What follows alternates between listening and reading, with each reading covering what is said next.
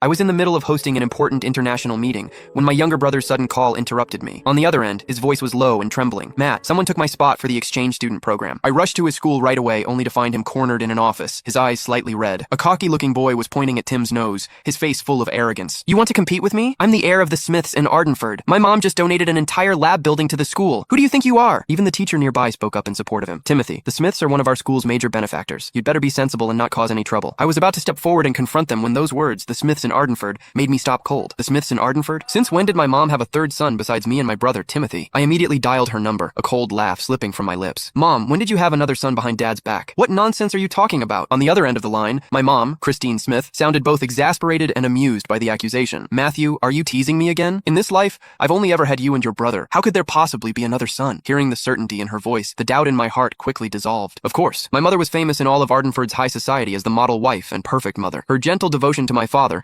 Elias Mace, had remained unchanged for years. She was the woman every other rich wife was compared to. In our circle, scandals about women having affairs or keeping toy boys weren't uncommon, but everyone agreed on one thing. My mom would never be one of them. "It better be that way," I said coldly, hanging up. Then, I looked up at the arrogant kid in front of me. He was dressed head to toe in flashy designer brands, his accessories piled on carelessly, exuding the cheap gaudiness of a nouveau riche brat. Suppressing my anger, I asked evenly, "You just said you're the heir of the Smith family?" "Oh, another one? What now? Calling in backup?" He sneered, crossing his arms. "Yeah, that's right. I'm Roger Smith, heir of the Smith family in Ardenford. Got a problem with that?" "Oh, I get it," he scoffed again. "You two are trying to cozy up to my family, huh? Too late for that. Tell me, besides our family, are there any other Smiths even worth mentioning? What a pair of country bumpkins." Then he turned back to my brother, his voice dripping with malice. "Timothy, so what if you've got good grades? So what if you spent a year working hard? With a single word, my mom can make everything you've done count for nothing." My brother Timothy lowered his head even further, his fists clenched so tightly his knuckles turned white. Seeing him endure it in silence, I understood instantly. This Smith kid had probably been bullying my brother for a while now. My father had always disliked ostentation and wanted us to stand on our own abilities. So Tim and I kept a low profile outside, never revealing our background. Tim was quiet and focused only on his studies, but people like Roger had mistaken his humility for a weakness and took advantage of that. I gently pulled him behind me